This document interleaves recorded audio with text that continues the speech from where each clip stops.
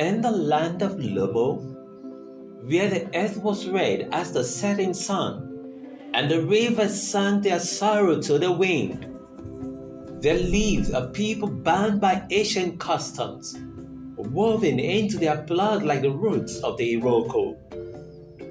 And among these customs, none was as feared as the mourning rites of a widow.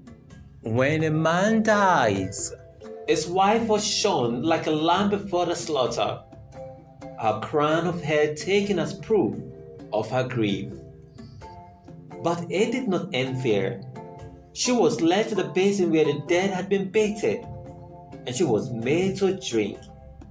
Her lips pressed to the water that had kissed the cold flesh of her beloved. It was said that if she fell ill, it was her own guilt betraying her, the spirits declaring her hands unclean, her love untrue. But should she refuse, her days would be numbered, for no widow defied her old ways and lived to tell the tale.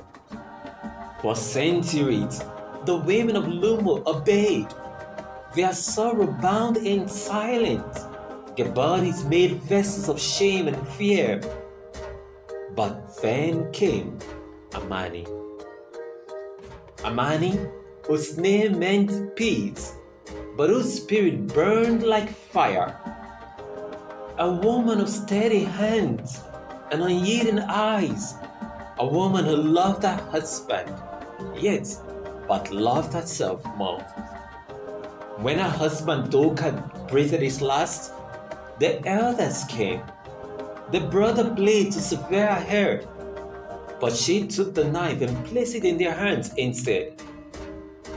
If my love is measured in strands of hair, then love is a hollow thing, she said. And the elders, stoned by the stay in her voice, hesitated, the blade never touching her head. Then they brought the basin, dark and still as a pond at midnight, the water tinted with the scent of death. They heard it before her, and the women whispered, their voices trembled like leaves in the storm. Drink, Amani, drink, or the spirits will claim you. She looked into the water, saw the reflection of her own defiance staring back at her. Then, with steady hands, she lifted the basin high and poured its contents onto the earth. The water soaked into the dust, swallowed up by the land that had borne her. Gasps filled the air. The elders clutched their beads, their faces tight with horror. You have sealed your fate, they whispered. No woman has refused and lived. You will die before the next moon. But Amani did not die. She woke with the rising sun, her heart still beating, her body still strong. Days passed, then weeks, then months, and still she lived. The villagers watched, waiting for the spirits to take their vengeance, for the earth to swallow her, for a shadow to wither and fade. But Amani thrived. She tilled the land and harvested the yams. She walked the village path with her head unbowed.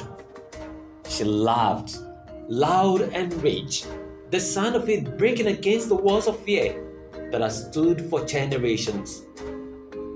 She spoke, and her words wove into the minds of women who had lived too long in silence.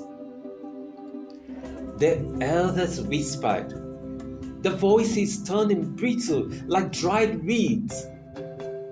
She is cursed, they muttered. She is a danger. If the others see, they will begin to question. And the women did see. One by one, widows looked at Amani and saw in her what they had never dreamed for themselves: a woman unbroken, a woman untouched by the ghost of superstition, a woman who had stared death in the eye and did not flinch. And so the whispers changed. They turned into murmurs, then into voices, then into roars. Women who had once swallowed their fears spat it out like bitter fruit. The next widow refused to drink, then another, and none of them perished. The old ways began to crumble like clay beneath the rain. And so in the land of Lumo, where once a widow was shackled by ritual, where sorrow had been made into chains, Amani stood as the first crack in the wall. The woman who refused, the woman who lived, the woman who turned fear into dust and let the wind carry it away. And long after she was gone, her name remained, a song on the lips of those who had been freed, a whisper against the ears of those who still dared to dream.